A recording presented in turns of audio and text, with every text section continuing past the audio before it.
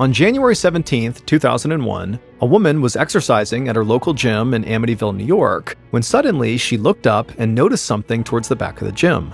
At first she couldn't tell what it was, and so she wiped the sweat from her face, and then she looked again, and when she realized what she was looking at, she pointed and screamed.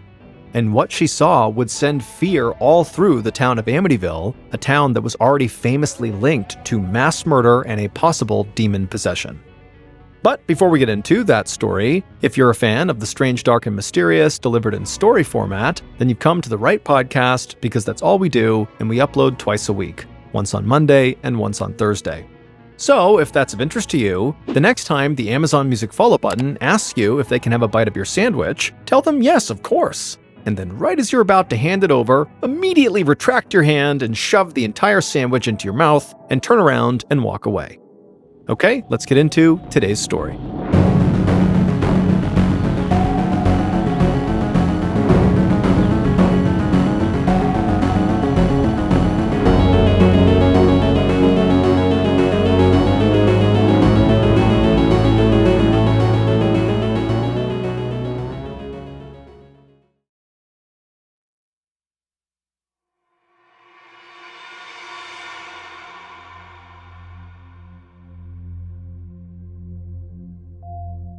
In early 2001, 32-year-old Alex Algueri stood behind the front desk at the Dolphin Fitness Club in Amityville, New York.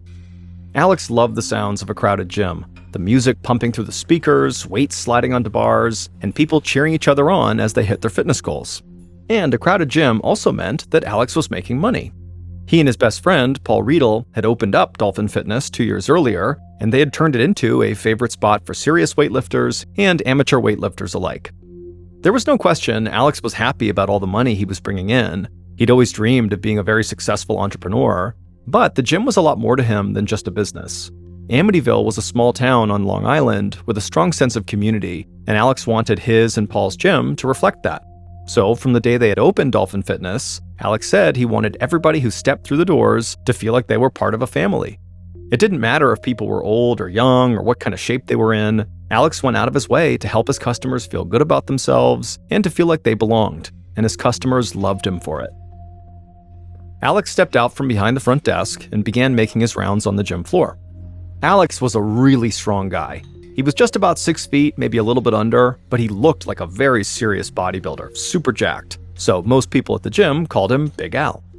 Alex had dark hair and a dark goatee, and on this day, he was wearing a long-sleeved black shirt and tight jeans, his standard outfit at work. Alex said hello to just about everybody on the gym floor. He knew pretty much everybody by name, and he was excited to see some new members starting off the new year by coming to his gym. Just then, a young man waved at Alex and asked if he wouldn't mind coming over and spotting him on the bench. And Alex said that was fine, and he walked over to the bench press, and Alex told the young man he'd be ready to grab the bar if the young man struggled to lift it. So the young man took a deep breath, he grabbed the bar, brought it down to his chest, and then in one slow but steady movement, he pressed the bar all the way up, and Alex spotted him the whole time shouting words of encouragement, and then finally when the young man had fully extended his arms and fully did a rep, he racked the bar, and he and Alex exchanged high fives and cheered like he just won the Super Bowl or something. Just then, Alex turned and saw a couple of people standing by the front desk. He figured they were potential new members. So Alex scanned the gym and then just shook his head. His partner Paul was supposed to be here right now working too, and really it would have been his job to talk to these two new potential members, but Alex hadn't seen Paul on the gym floor in hours. So Alex walked away from the young man he had just spotted and headed over to the front desk and smiled wide and greeted the couple. The rest of that night pretty much went the same way. Alex did everything and ran the gym, and Paul didn't show his face again. And by the end of the night, after Alex had said goodbye to the last customers and locked up, he was feeling frustrated. Why should he do all the work but still give Paul half the profits? Alex angrily marched his way towards the back of the gym, past some aerobics rooms to a small office. Alex knew this is where he would find Paul. Alex opened the door, and there was Paul hunched over in a chair and tapping his fingers on a table. Paul didn't look up when Alex walked in. It was like he was off in his own world. Alex figured Paul must be high on cocaine or some other drug. It was a sight that Alex saw way too often. It made him mad because Paul was his business partner and he wasn't doing his job. but it also broke Alex's heart because Paul really was his best friend, and to see him struggle like this was hard. The two men had known each other for years, and they'd gotten along from the first time they'd met. They'd both grown up as working-class kids who dreamed of having their own business someday, and they both loved lifting weights and bodybuilding. So, after becoming fast friends, they began to come up with a plan to open their own gym. For years, Alex and Paul had worked different jobs to save up money, and they had also found some outside investors who believed in them. And so eventually, when they had scraped all the cash together, they opened up Dolphin Fitness together. Now, most people who knew them said these two were closer than brothers. Alex had been Paul's best man at his wedding, and he was the godfather to Paul and his wife Leanne's baby boy. Back in the office, Alex shouted Paul's name, and Paul finally realized Alex was in the room with him. When Paul turned around and looked up, Alex could see his eyes were totally bloodshot. Alex really laid into Paul for not helping him run the gym that night, and he said he didn't understand what Paul was even doing with his life. They had achieved their dream of starting their own business. And on top of that, Paul had a beautiful wife and child, so why was he throwing everything away on drugs and partying like he was still a crazy bachelor in his early 20s? Paul was very defensive and shouted a few obscenities at Alex, and then basically just told Alex to leave him alone. But Alex said he'd had enough. He told Paul that he was ready to dissolve their business partnership and go start his own gym if he had to. That got Paul's attention. He stood up and walked right towards Alex.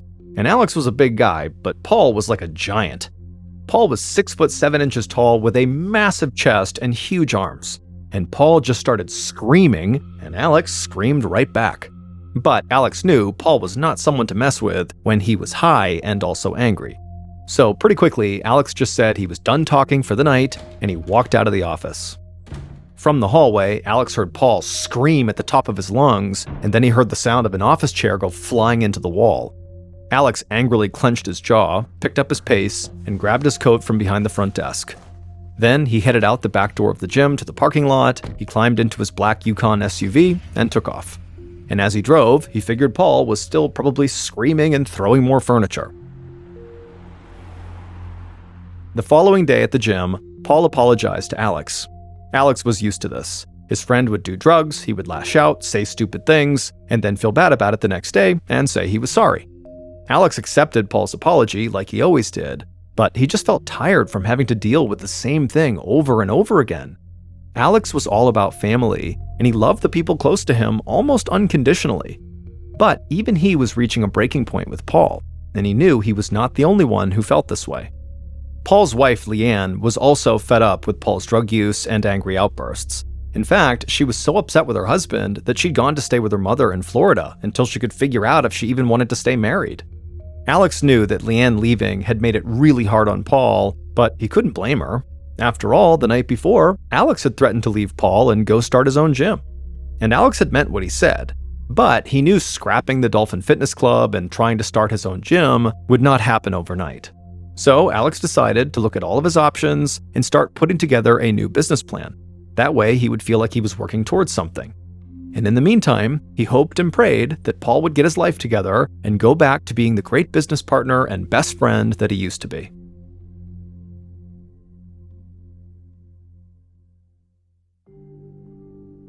A couple of weeks later, on the night of January 17th, 2001, Alex was back behind the front desk at the gym. Paul had taken a couple of nights off, which left Alex to run the place on his own. But Alex was used to that, and he really hoped the time away from the gym would do Paul some good.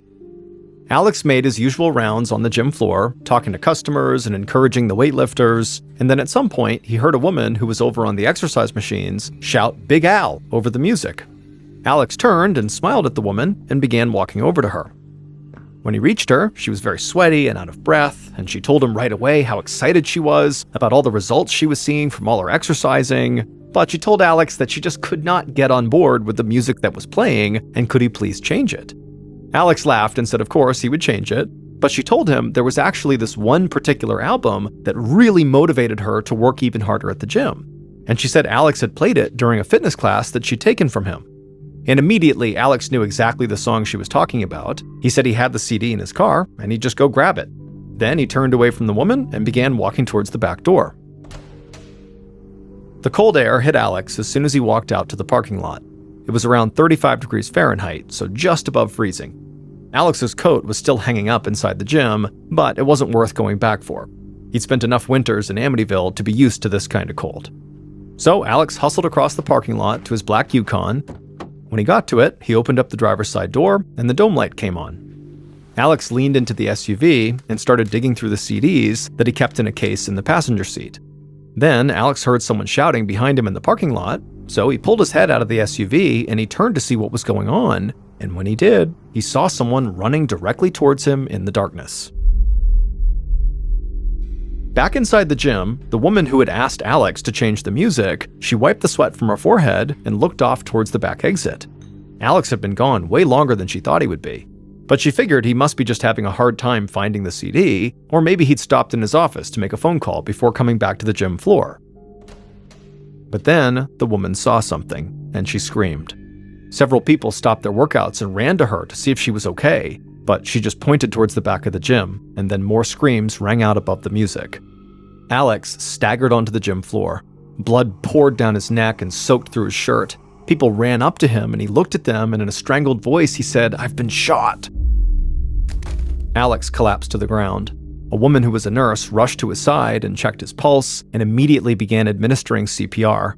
At the same time, a man ran to the front desk and grabbed the phone and dialed 911. A few minutes later, police and paramedics arrived at the gym, and right away Alex was put on a gurney and rushed outside to a waiting ambulance. Someone had turned off the music by this point, so everybody in the gym just stood there in stunned silence. Most of them were in shock, and they couldn't understand what had even just happened. Everybody loved Alex. Why would someone shoot him? The local police stayed to question everybody at the gym about what they had seen, but their main goal was simply just to get names and contact information for everybody who was there. They knew that a violent crime like this one, that had seemingly just occurred, would quickly be handed off to a larger police force, and so they just wanted to gather up some names to hand off.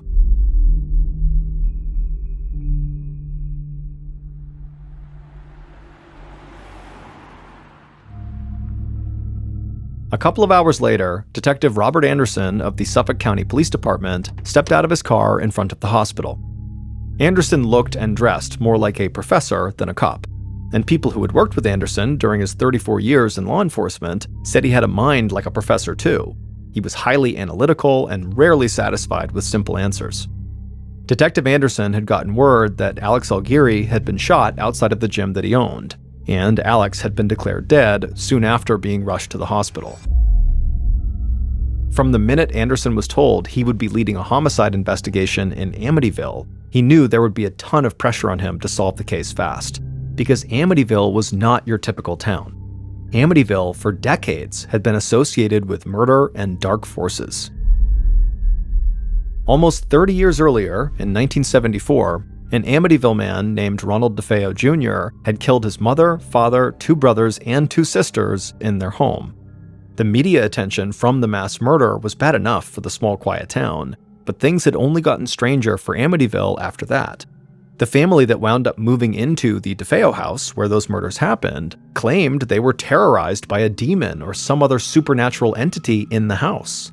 This claim eventually drew the attention of very famous paranormal investigators Ed and Lorraine Warren, who came out and did their own investigation, and the story of this demon or entity in the home also was eventually turned into a book called The Amityville Horror.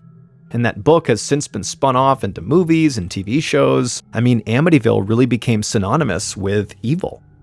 And so Detective Anderson knew that Amityville community leaders had worked really hard over the years to kind of correct their image. They didn't want to be known as this violent or cursed town.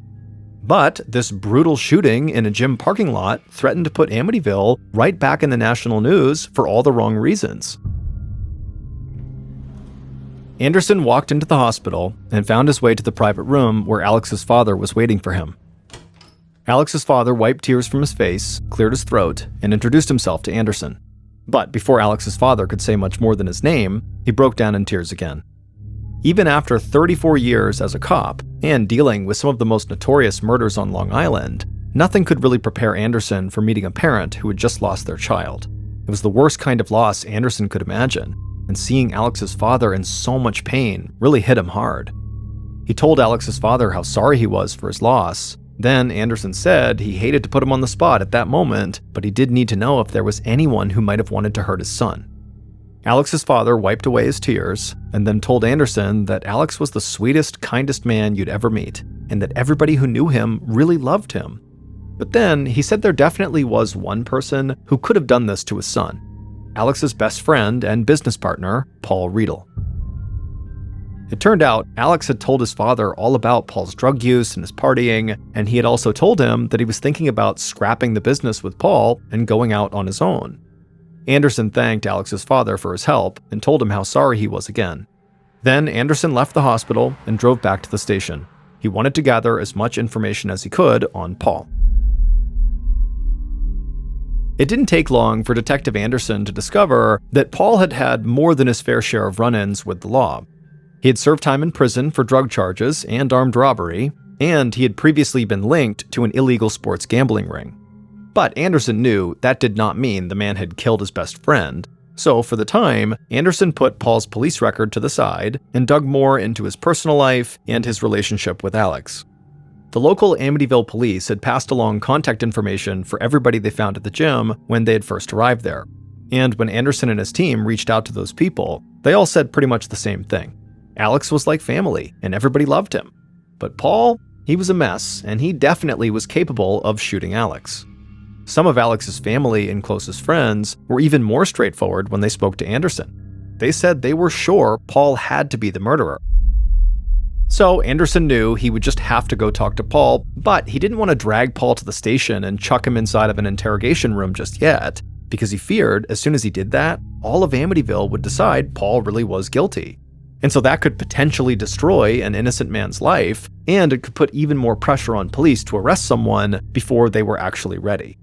So Anderson actually came up with a fairly outside-the-box way to question Paul that was not super formal. Now, it was not going to be ideal by any means, but it was an opportunity Anderson didn't want to miss. His team would talk to Paul at Alex's funeral. Days after Alex's murder, a line of cars stretched out down the street in front of a local funeral home, and they wrapped around the corner. Hundreds of people had come to pay their last respects to Alex. Detective Anderson filed into the funeral home behind a group of mourners. It was common for investigators to attend funerals for homicide victims. It gave them a chance to watch how potential suspects acted. But Anderson was really just there to observe Paul and to see if he could get any information from Paul after the service was over. Anderson watched as Paul made his way to the front of the chapel inside of the funeral home.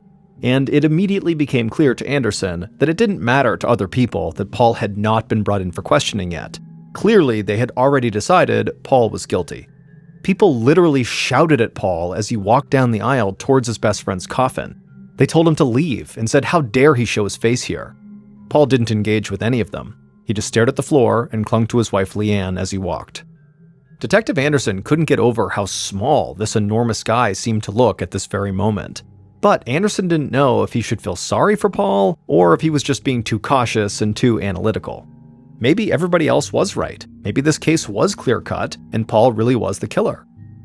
Anderson watched as Alex's friends and family talked about how much Alex had meant to them and how proud they had been of him. Alex's father fought back tears and spoke about all the special times he'd shared with his son. Then he broke down and said Alex would never get to experience those kind of moments with a child of his own because someone had taken that chance away from him. After the funeral was over, Anderson and some other members of his team separated from the throng of mourners and followed Paul and his wife Leanne outside. The investigators approached, and as they did, Paul suddenly stood up to his full height. Suddenly, the small, kind of sad-looking man Anderson had seen inside had disappeared. Paul now looked angry and huge.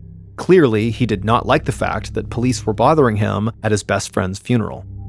Anderson assured Paul they were only trying to get some basic information. So Paul just said he loved Alex, he would never hurt him, and on the night of the murder, he said he was with friends in another town. For a minute, Anderson figured his big plan to try to question Paul at this funeral was going to turn into a total bust. But right as he was about to give up on this approach, something suddenly stood out to him. Paul's wife, Leanne, was standing next to her husband doing her part as a very supportive spouse. But Anderson had briefly spoken to Leanne in the days following the murder, so he knew that she and Paul had serious problems in their marriage and that she had even gone to Florida to get away from Paul. And so now Anderson wanted to know if she had had like a big change of heart about her husband, which is why she was now being so supportive, or if she was acting supportive out of fear. If Paul had really killed Alex and Leanne knew about it, was she just afraid she'd be next if she didn't support him?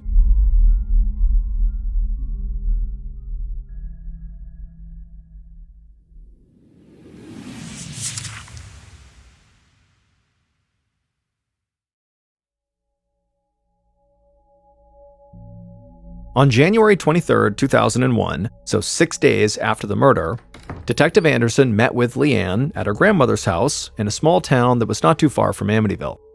Leanne was short and thin with long brown hair, and she sounded like a native New Yorker. She led Anderson into a warm, rustic-looking kitchen, and they sat down at the table. Anderson didn't want Leanne to feel like she was being interrogated, so when he spoke to her like they were just two friends catching up. Anderson asked Leanne about the funeral and how she felt when she was there, and very quickly she made it clear that she had not gone there out of fear or anything like that. She had been there because she loved her friend Alex, and she wanted to support her husband Paul. She said that despite their marital issues, they really had been working hard on their marriage. But Anderson wasn't convinced, and so he pressed Leanne a bit, and he asked what had happened that made her leave New York and go to Florida in the first place. Leanne said she'd left because Paul was partying and doing drugs, and she felt like that was a terrible environment for her kid. But Leanne was clear that she did not believe Paul would ever kill his friend Alex. Sure, the two men fought sometimes, but they were like brothers, and brothers fight. She knew Paul loved Alex. Anderson said he understood, and then he asked her if there was anything else she could think of that might help with the investigation. Leanne shifted in her chair and then looked around the room like she was trying to make sure nobody else was listening. Then she leaned closer to Anderson, and in a quiet voice, she told him there was something going on that he needed to know about. Paul had gotten into trouble with the mob, and he had actually received a rat card in the mail. Anderson hid his surprise pretty well, but this was news to him. He knew Paul had a police record and that he'd been linked to some low-level criminals who might have loose ties to the mob. But receiving a rat card meant that members of the mob believed Paul had sold them out to the police, an unforgivable offense in the world of organized crime. Then Leanne told Anderson that things had actually gotten even worse after that. At a big party a year earlier, Paul had gotten into this big public argument with a man who wound up being a captain in the Gambino organized crime family. At the time, the Gambinos were one of the most powerful mafia organizations in New York City. Leanne said Paul never told her what the argument was about, but she was pretty sure he owed a lot of money to some very powerful people. Detective Anderson listened quietly, and he still didn't show anything on his face, but he knew this case might have just taken a major turn. It was one thing for Paul to be connected to some small-time criminals in Amityville, New York, but it was a whole different thing for Paul to be in debt to high-ranking members of a New York City mafia family. Anderson talked to Leanne a little while longer and then thanked her for her time. He headed out to his car and drove back to Amityville. In the course of only a few hours, Anderson had been forced to take a completely different view on this case. He still considered Paul a suspect, but now Anderson had a totally new theory as to what could have happened. He thought maybe the mafia had put out a hit on Alex, so Paul's best friend, as a way to warn Paul, "Pay us the money you owe us, or you'll be next." In February of 2001, so about a month after Alex's murder, Detective Anderson got word that Paul and Leanne had reconciled and repaired their marriage. But there was more to the story than that. Paul had moved with Leanne and their kid down to Florida, and members of Alex's family and a lot of other people in Amityville were up in arms about it. Many people in the community had never stopped believing that Paul killed Alex, and now they thought Paul had left the state to run away from the crime he had committed. The pressure on Anderson to arrest Paul continued to grow, and some people questioned whether Anderson was even doing his job. But Anderson understood their frustration. He also wanted to bring Alex's killer to justice. But he wasn't just going to cave in and arrest Paul because he actually didn't have any concrete evidence against Paul. Anderson's team had confirmed Paul's alibi for the night of the murder, and they'd combed over the crime scene at the gym multiple times, and nothing they found directly linked Paul to Alex's murder. On top of that, Anderson was following up on leads that connected Paul to the mafia. He was supposedly in debt to dangerous men, he had had that public fight with a member of the Gambino family, and Alex's murder did seem to look like it could have been a mob-style hit. So Anderson remained focused and calm, and he kept pursuing all of the possible leads in the case. he also told his team not to be swayed by public opinion. Just because others had already made up their minds about what had happened did not mean they needed to do that too. But over the next month, Anderson hit one dead end after another. He couldn't discover any definitive links between Paul and the Gambino family or any other high-ranking members in the mafia. Then, in April, so 3 months after Alex's murder, Anderson found out that Leanne was pregnant. And this news sparked another round of anger from the Amityville community and threatened to make Anderson's job even harder than it already was. People were outraged that Paul was allowed to carry on with his life and watch his family grow after he had robbed his best friend Alex of a chance to start his own family. Anderson continued to sympathize with the people who were frustrated with him. He knew they just wanted answers. So Anderson kept working every angle of the case he could think of, but he felt like he was running out of time. He needed a break in the case to help appease his loudest critics and to at least give Alex's family some hope that justice would be served. On November 11, 2001, so almost 10 months after Alex's murder, a detective from the New York City Police Department sat across a table from a guy in custody and listened to him rambling about how he could help the police. The NYPD detective almost found the whole thing kind of amusing. It was pretty common for people in custody to try to cut a deal by giving up information on crimes that were even worse than the ones they'd committed. A lot of times, though, the so-called leads these people provided went absolutely nowhere. But occasionally, some leads would pan out. So the detective sat there with a slight smile on his face and just listened. But then the guy in custody said something that really caught the detective's attention. And so his smile disappeared and he leaned forward and told the guy to slow down and repeat what he just said. The guy nodded and leaned in closer, almost like he and the detective were on the same team. Then he repeated what he had just said. He said he knew who had killed that gym owner in Amityville, and he knew why they killed him. Now remember, Amityville is a small town about 2 hours away from Manhattan, and so criminals trying to cut a deal with the NYPD did not usually reference small town crimes like this one. So the detective sensed this could actually be legitimate. So he got all the details he could from this guy in custody about Alex Aguirre's murder. Then the detective walked out of the room, went to his desk, and made a phone call. A second later, an officer with the Suffolk County Police told Detective Anderson there was a call for him from an NYPD detective. The officer said that this detective was calling with information about the Alex Aguirre case, and it could potentially break the case wide open. Anderson walked to his desk, and as he did, he felt a rush of adrenaline. This was the first time in months that he actually might have a possible new lead. On the phone, the NYPD detective told Anderson about the conversation he'd just had with the guy in custody. Both detectives were well aware that desperate people under arrest were not usually the most reliable sources because they basically will do anything to get out of custody, but the NYPD detective thought the information he'd gotten was actually worth passing on. Anderson listened to the detective and scribbled down the name of a man that he needed to track down. Anderson thanked the NYPD detective for his help, and then he quickly rounded up his team and told them they might finally have a major break in the Alex Aguirre case. The information Anderson got from the NYPD detective led him right to a man who was supposedly involved in Alex's murder. The man was clearly struggling with drug addiction. He seemed jittery and all over the place when he spoke, and he spun a wild story about how and why Alex had been murdered. At first, Anderson wasn't sure he could believe anything this man told him, but Anderson and his team dug deeper into the man's story, and several of the details checked out. And after that meeting, it would still take Detective Anderson several months to put everything together, but he finally had evidence connecting someone directly to Alex's murder.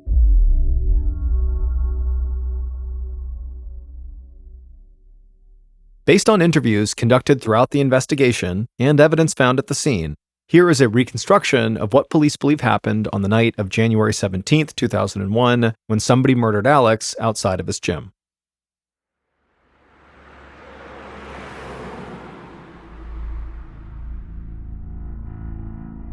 At about 7 p.m., a white minivan drove past the Dolphin Fitness Club. Inside the van were two people. There was the driver and also the killer. And the killer was scanning the area for the perfect spot to stake the place out. Both people inside the van wore zip-up hooded sweatshirts, and the killer rested a .38 caliber pistol on his knee. The killer pointed to an empty parking space on the street that had a clear view of the employee parking lot. So the driver drove around towards the back of the gym, pulled the van into that parking space, and then turned off the engine. Then the driver and the killer kept their eyes fixed on the employee parking lot and made small talk to pass the time. The killer figured it could be hours before they could make their move, but they were willing to wait as long as it took, because this employee parking lot, offered the best place to shoot someone without being seen.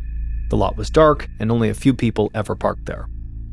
The killer checked their gun to make sure it was loaded, then they, along with the driver, just kept on talking and watching the parking lot.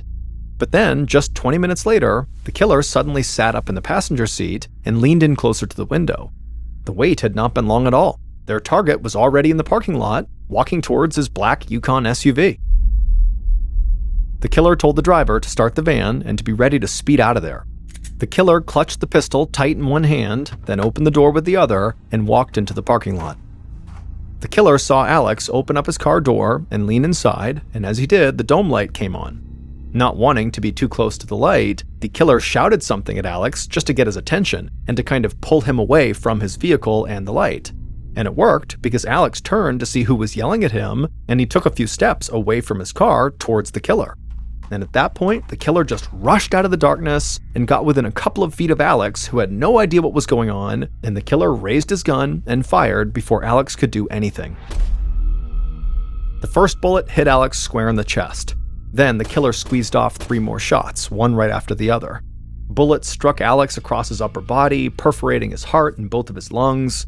Then the killer fired off 1 more shot, which hit Alex in the neck. Alex fell to the ground, covered in blood. At this point, the killer turned and ran back to the white van. The killer never saw Alex pulling himself up and staggering back towards the gym. As soon as the killer was back inside the van, they slammed the door shut and yelled for the driver to go. So the driver whipped out of the parking space and sped down the street. A few minutes later, the driver heard ambulance and police sirens on the other side of the road, so they eased off the gas. They didn't want to draw attention to the van. When they were a few miles away from the gym, the killer spotted a creek just off the side of the road. So they rolled down their window and hurled the gun into the water. Then they told the driver to floor it, and the van sped down the road again. Not long after that, the driver pulled onto the highway, and the van headed south, far away from Amityville, New York. The following night, the killer and the driver sat in the killer's living room reading an online story about the murder. The shooting outside the gym had made the national news, but the killer and driver read the story more than once because they could not believe what they were seeing. Then the front door opened, and before the killer could even say anything, a woman barged in and shouted at him at the top of her lungs, "You stupid bastard, you killed the wrong guy!" It would turn out Leanne Riedel, Paul's wife, had set up the hit outside of the gym. But Alex was never the intended target. Leanne had wanted her husband, Paul, dead. And the killer, a man named Rocco Salerno, had been more than happy to oblige, because it turned out that Leanne and Rocco had been having an affair since Leanne had left New York and went to stay with her mother in Florida. Leanne and Rocco had fallen in love and wanted to start their lives together, but Paul was in the way. To make things worse, Paul had already filed with a court in New York to begin divorce proceedings. And if Paul and Leanne got divorced, well, New York law would require Leanne to come back to the state and live within 50 miles of Paul so he could see his son. But Leanne didn't want to leave Florida and Rocco, so she and Rocco hatched a plan to murder Paul. Rocco paid a guy he knew $3,000 to drive him to New York, scope out the gym with him, and serve as his getaway driver after the shooting took place. So, on the night of the murder, Rocco and this driver are sitting there and they see this huge guy walk into the parking lot, and he goes to his black Yukon, and Rocco thought this was his target because Paul was also a big guy who happened to own the same make and model of black Yukon that his best friend Alex owned. So Rocco rushed out of the van and gunned down Alex in cold blood, not realizing he had shot the wrong person.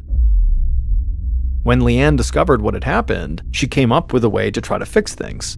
She reconciled with Paul so he wouldn't divorce her and make her move back to New York. Then she convinced Paul to move to Florida because so many people in Amityville, including his friends, were treating him like a murderer.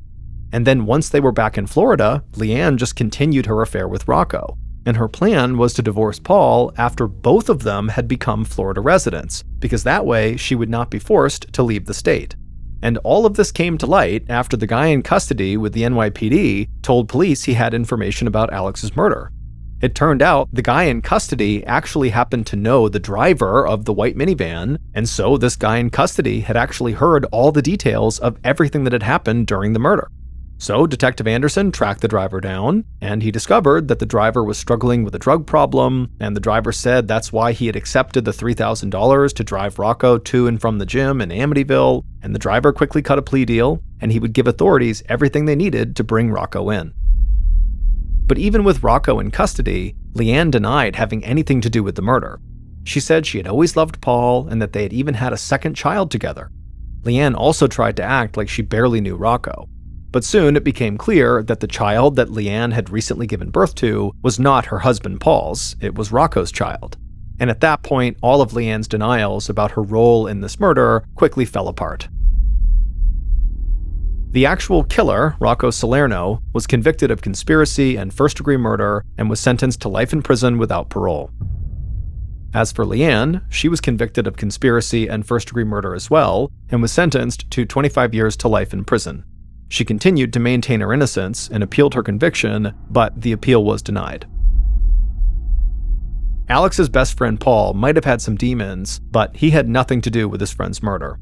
Paul was granted custody of his and Leanne's child, and with his child, he returned to Amityville. He ended up renaming the gym Big Al's Family Fitness in honor of his fallen friend, and Paul has said that he strives to live his life and run his business with the type of integrity and kindness that would make Alex proud.